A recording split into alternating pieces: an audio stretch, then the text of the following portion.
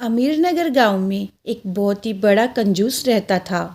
और वो इतना कंजूस था कि यदि वो खाना खाने बैठता तो अपना दरवाज़ा इसलिए बंद कर लेता था कि कहीं उसके खाते समय कोई आ गया तो उसे भी खाना खिलाना ना पड़ जाए। और एक दिन ऐसा ही हुआ कि दुर्भाग्यवश जिस समय वो खाना खाने के लिए बैठा तो दरवाज़ा बंद करना भूल गया।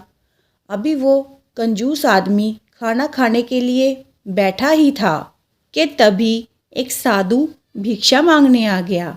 उसने कहा, बेटा, भगवान के नाम पर एक रोटी तो दे दो।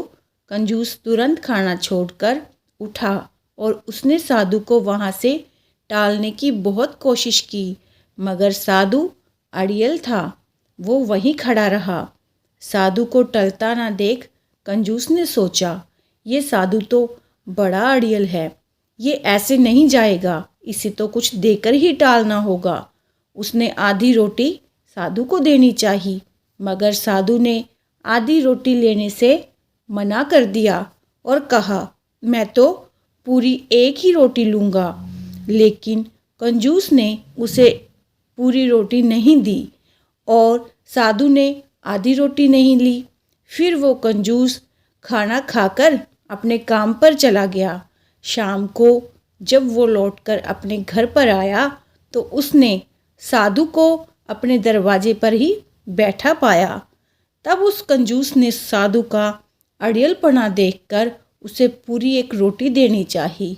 लो बाबा, तुम पूरी एक रोटी ही ले लो, अब एक नहीं 2 रोटी चाहिए, क्योंकि अब खाने का दूसरा समय आ गया है। एक रोटी अपनी और बढ़ता देखकर साधु महाराज ने तुरंत ये बोला, तुझे एक रोटी लेनी है तो लो। कंजूस ने अकड़कर साधु को धिक्कारा, मगर साधु ने उससे वो एक रोटी भी नहीं ली और कंजूस ने साधु के कहने पर उसे 2 रोटी नहीं दी। कंजूस अपने घर में अंदर गया और दरवाज़ा बंद कर लिया, खाना खाया और सो गया।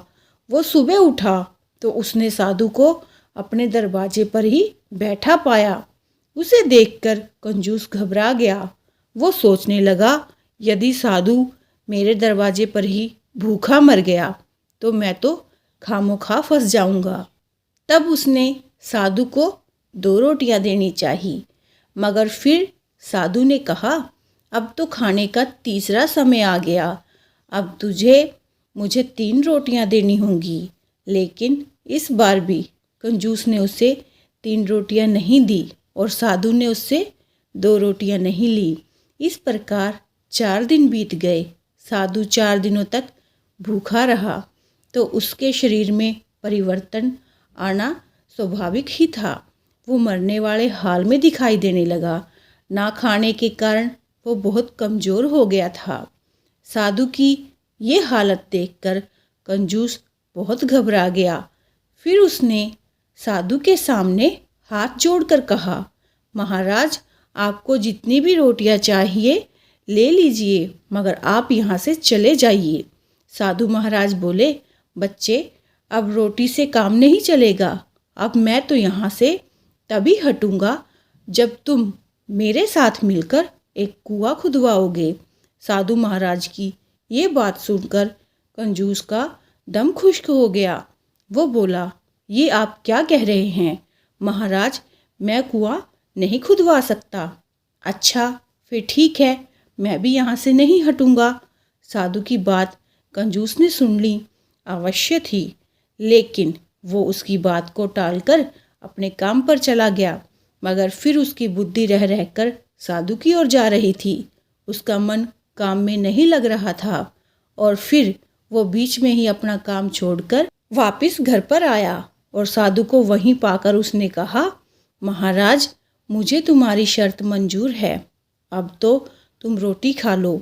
फिर साधु ने कहा, बच्चे, अब एक कुएं से काम नहीं चलेगा, अब तो तुम्हें 2 कुएं खुदवाने पड़ेंगे, एक मेरे लिए और दूसरा अपने लिए।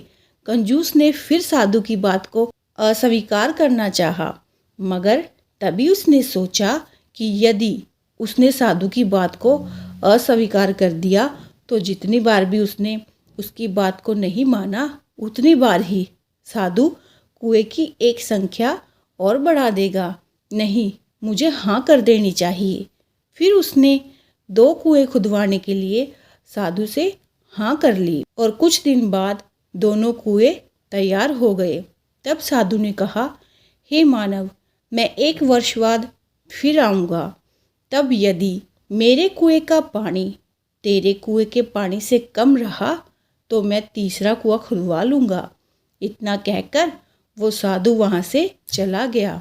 उसके जाने के बाद कंजूस ने सोचा, साधु जिद्दी किस्म का व्यक्ति है, मुझे एक काम करना चाहिए। मैं अपना कुआं खुला छोड़ देता हूँ और साधु के कुएं को बंद कर देता हूँ। लोग मेरे कुएं से पानी निकालेंगे और साधु का कुआं सुरक्षित रहेगा। इससे निश्चित ही मेरे कुएं का पानी कम होगा और साधु के कुएं का पानी ज्यों का त्यों बना रहेगा। फिर कंजूस ने ऐसा ही किया। उसने अपना कुआं खुला छोड़कर साधु महाराज का कुआं ढक दिया। 1 साल बाद साधु अपने कहे अनुसार पुनः वापस आया। साधु को देखते ही कंजूस ने गर्व से कहा, महाराज, आप अपने और मेरे कुएं का पानी नाप लीजिए। मेरे कुएं में आपके कुएं से पानी कम है। साधु कंजूस के साथ कुएं के पास गया और बोला, तुम नापो। फिर कंजूस ने दोनों कुओं का पानी नापा। नापते ही वो हड़बड़ा गया। उसे साधु की शर्त याद आ गई। उसने कहा, महाराज, आप मुझसे कैसी भी कसम ले लें, मैंने आपके कुएं से किसी को भी पानी नहीं लेने दिया, जबकि मैंने अपने कुएं को लोगों को पानी भरने के लिए खुला छोड़ दिया।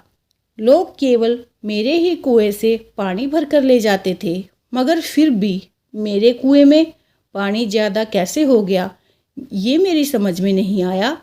कंजूस की बात सुनकर साधु मुस्कुराया, फिर बोला, अरे बुद्धू, थोड़ी गहराई से सोचो तो सब कुछ समझ जाओगे। कंजूस ने अपने दिमाग पर बहुत जोर दिया, लेकिन उसकी समझ में कुछ नहीं आया। फिर साधु महाराज ने उसे समझाया, अरे बेवकूफ़ आदमी, तूने मेरे कुएं से किसी को पानी भरने नहीं दिया और अपना कुआं लोगों के लिए खुला छोड़ दिया। तू नहीं जानता कल के अंधे आदमी के दान देने से धन कभी नहीं घटता, तिजोरी में रखने से वो घट जाता है। इसलिए मेरे कुएं से तुमने पानी नहीं निकलने दिया और अपने कुएं से खूब पानी भरवाया, तभी तो तुम्हारे कुएं का पानी मेरे कुएं से ज़्यादा रहा। साधु की बात सुनकर कंजूस की आंखें खुल गई और फिर वो उस दिन से दान करने लगा। अब वो जान गया था कि दान करने से धन कभी नहीं घटता। तो इस कहानी से हमें ये शिक्षा मिलती है, कंजूसी एक हद तक तो ठीक होती है, परंतु यदि ज़्यादा बढ़ जाए तो वो हानिकारक सिद्ध होती है। दान देने में तो किसी प्रकार की कंजूसी नहीं बरतनी चाहिए। बड़े बड़े ग्रंथों में लिखा है कि दान देने से धन में वृद्धि होती है। अंत मनुष्य को ऐसा होना चाहिए कि वो दान देता रहे। दान देने से ईश्वर भी प्रसन्न होते हैं। तो ये थी हमारी आज की कहानी।